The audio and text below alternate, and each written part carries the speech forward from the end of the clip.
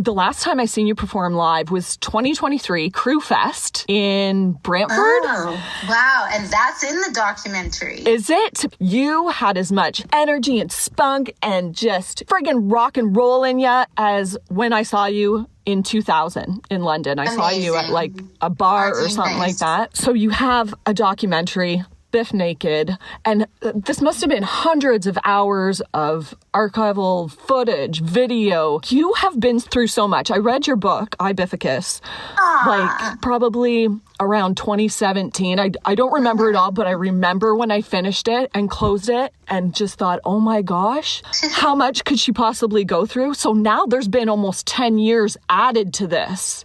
Yeah.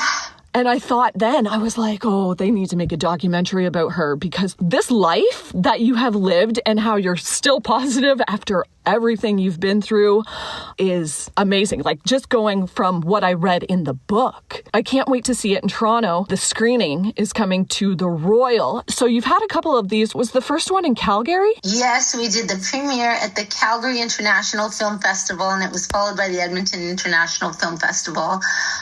It was just a joy to have it on the big screen. I couldn't believe it. The footage that you're talking about, most of it I've never seen in my life. And to have Pollyanna Hardwicke-Brown, who's the director, really, she's my guardian angel in all of this, because as the editor also, she really did take a fine-tooth comb and, you know, she knows the book word for word. And she just went through everything and pieced it together so thoughtfully. I don't know where she got all the footage. Most of us have 24 hours in a day. She has 100 hours in a day, really, to go through it all and to just be so meticulous. I don't know where she got this footage. We grew up in a time, and I grew up and came of age in the music business when there was nothing digital, nothing at all. We didn't have cell phones. We had nothing. And there was no way of recording any of this stuff and keeping records. But someone had the big beta or the VHS out. I don't know how they got it. It was like contraband. And much of the stuff I talk about in the documentary was not in my book. My book is a very polite book. It was a very polite book. It's the book I wanted to publish, and it was the book that HarperCollins wanted to publish. I'm surprised you didn't start your own publishing company. You did your own record label. Well, and over the years, I would have loved to be honest. I have so many cartoon journals. We just really never got around to it, I guess. There were so many stories that couldn't be told in the book. There were probably 200,000 words that never made it into the book. But we do touch on a lot of things in the documentary, like sexual assaults and like all the stalkers and all the court battles that said stalkers dragged me through. There's a lot of different issues that we do go into in the documentary that couldn't be in the book because it's just it becomes War and Peace. It's too long. And also, I'm a different person today, just like you are, than I was 10 years ago. And I love being the adult woman I'm still trying to become as I stumble forward through life. And I keep making mistakes and learning, and I'm still learning how to be an adult. I mean, the great thing about our generation of women is we're still growing balls. Yeah. And we're still kind of, who I am on stage is very different than who I am out in the real world. In the real world, I give everybody my parking spot. On stage, I'll hit a guy over the head with a microphone if I notice that he's trying to elbow a chick in the crowd. So it's kind of like I was always this bold, strong, empowered, ballsy girl on stage. But in my real life, I'm my mother's daughter. And my mother is a shy, inaudible, polite woman. And, I like that about myself, of course, because that's who I like being in the real world. And that is a part of who I am. But, I really had to grow a pair in many ways. And so I'm still growing a pair. And I think that's something that I love learning, and I love getting older. for me, I feel like I'm a mid-career artist, and I never would have expected to be in my 50s. I never would have thought that. Our generation doesn't retire, and that's something that I think we're all coming to terms with. And I think that there's a lot of people who are like, oh no, we can't retire. But I think that's absolutely not what's happening. I think that we're all going, wait a minute, why should we? Yeah. You know, we're the first generation that's like, you know, we all still skateboard and snowboard, and we all still kind of go, well, wait a minute, why are we supposed to? We're still earners. We're still, you know, it's not that we can't, which is also true. We can't. But at the same time, we don't have to. You know, we're all healthy. People are living longer. People live well into their late 90s. And it's also, you know, it's different. I think the generations under us, they chase different goals than we do. And I think that they're going to have a hard time if they're always unhappy chasing the wrong things. But maybe the generations ahead of us said the thought same that thing. about us. Yeah, I don't know. It's fun. And I think it's funny. How did you find a crew that you would trust with your story to do this documentary? Well, honestly, I didn't. You know, again, I have to blame my manager. The same way I blamed Peter for my book. I never wanted to write a memoir. It was all Peter forcing me to do it. And I blamed him because I said the only reason I ever wrote a memoir was because Peter made me do it. My manager kind of, you know, forced me to do it. And I said, the only reason you want me to write a book is because I didn't croak. You know, because I was only in my 40s and I thought it was too early. I thought it was a conceited thing to do. I was like, I don't want to do this. But he really encouraged me to do it, and I'm glad that I did. And the same is true with the documentary. Peter was working on the feature film that is based on the book Ibifficus, which they're making, that is in the works. Oh, cool. And he is working with Yas Talat and Gabriel Napora from Electric Panda, and he was bemoaning the fact that he is constantly getting harassed all these years to make a documentary. And they were listening to him and kind of humoring him, and they just said, why aren't you working with our guys, you know, who have the #1 documentary in the world, which is Bisping at the time. And they were doing the Jordan Tutu documentary, and they were doing Danny Trejo, and they were working on Sings in the Ring. And he was like, oh, okay, let's do it. And then we got in touch with Adam Scorgi and Scorgi Productions, and that's really how it came together.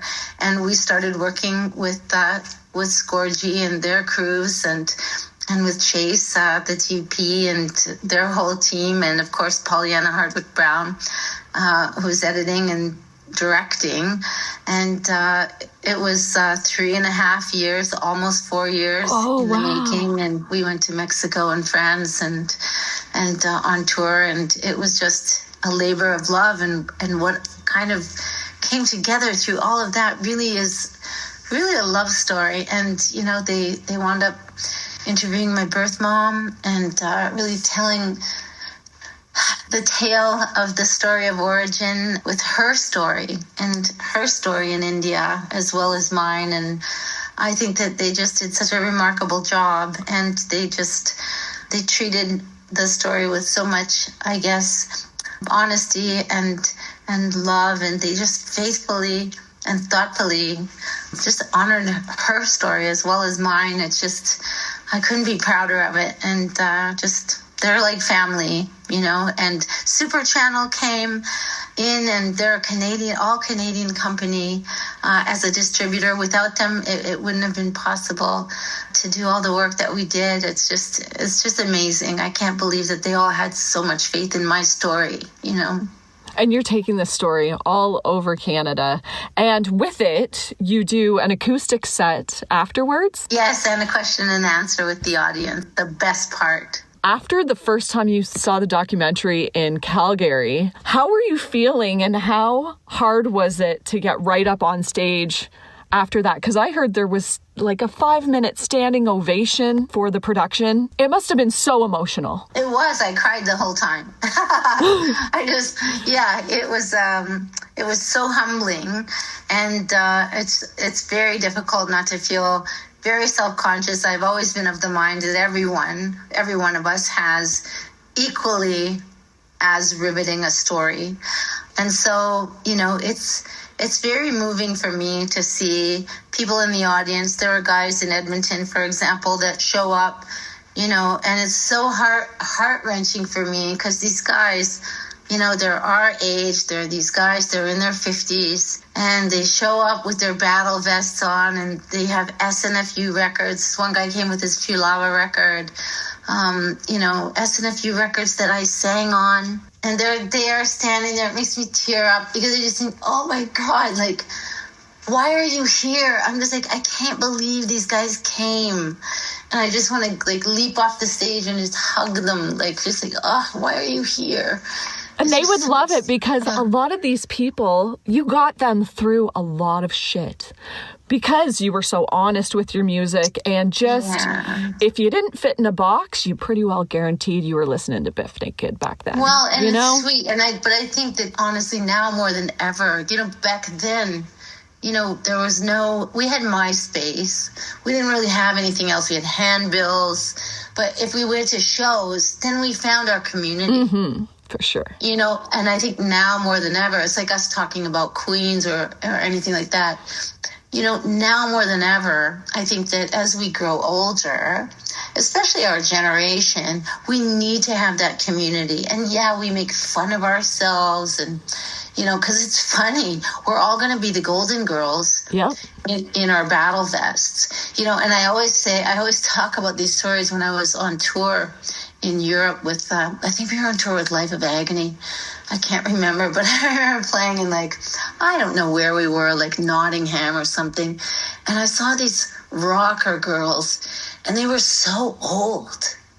And they were like these old girls, and they were in these leather jackets, and they had their hair dyed, and it was so obvious that they were so old. They were smoking, and they were so old, and they still had their same accoutrements, from the younger days. And I was like, oh my God, they look so rough and old. And I thought, oh, that's the future. And here we are. And I have a girlfriend, my girlfriend Jennifer, and she and I have been best friends since we were 16, and we laugh our heads off because we're older. And she goes, well, Bif, I'm still dyeing my hair. And I'm like, so am I. I'm going to dye my hair like Liz Taylor until I'm 80 years old. What am I supposed to do? I don't know what I'm supposed to do. I'm just going to just keep dyeing it every 2 weeks. What do I do? And we laugh our heads off. We think it's the funniest thing in the world. And we're just going to just go down swinging. And, nobody cares. And we think it's funny. And that's it. That's it. And that's all. We have a good time. And I just say, you know what? I will be the punk rock Blanche Devereaux. And that's the end of it. We just don't care. We just have such a good time laughing our heads off. Oh my gosh, that is so good. I had a friend at the Edmonton showing, and they said there was quite a few funny parts, and your sense of humor is just awesome throughout, especially with a lot of the stuff you went through from cancer. You had a stroke too, I understand?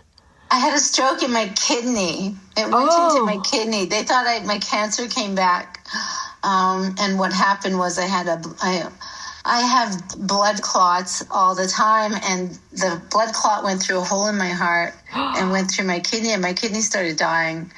And they didn't know why. They just assumed that I had a tumor, but turned out I had a stroke. Oh, so it was it was exciting. And that was after the cancer. So yeah, it keeps getting exciting. And now, as I get older, I keep getting these DVTs and all this other stuff. It's just like, oh, okay. Well, yeah, fun. So it's it's just exciting. But you're still touring, you're still rocking out, and you plan to. You said you're mid-career right now. I feel like it's mid-career. And again, I look at Tina Turner and I just think, you know what? She, in her 50s, decided that she would settle for nothing less than playing stadiums. And she just kind of went, I'm going to play stadiums. And that was it. She just was like, no, she was determined. And I look at her and I go, oh my God, she was in high heels and a miniskirt, into her late 70s. And I go, Okay. You know what? Yeah. Because for a while there, I would argue with Peter, my manager, and he would just say, "Why are you wearing that?" And I would say, "It's age appropriate." And he would go, "What are you talking about? You are Bif Naked. Get back in there. Take that off." It would be like, and I'd say, "You can't tell me what to wear." And after a while, I just thought, no. You know what? Yeah, I'm going to throw on my miniskirt because my last song of the night, every night, is I Love Myself Today, because that's the song I want to go out with. And I'm going to play Spaceman every single night because, yes, that is what I want to do. And yeah, this is what I want to do with my life. So Toronto, that's coming up November 12th. Yeah. And that is at the Royal, so 608 College Street. And you better get tickets now. They are limited, but there's a VIP section as well available. Yes, there is. Yeah. Yeah, it's going to be a great night. It's in the heart of Little Italy. It's going to sell out, and we just can't wait to see everybody down there. Oh, well, thank you so much for taking this time with me and going through everything from dogs to what's going to happen in Toronto that day. We'll get our tickets for sure and hopefully see you there. And congratulations to you and your team on the documentary, because that sounds like a labor of love. 3.5 years of love. Thank you so much.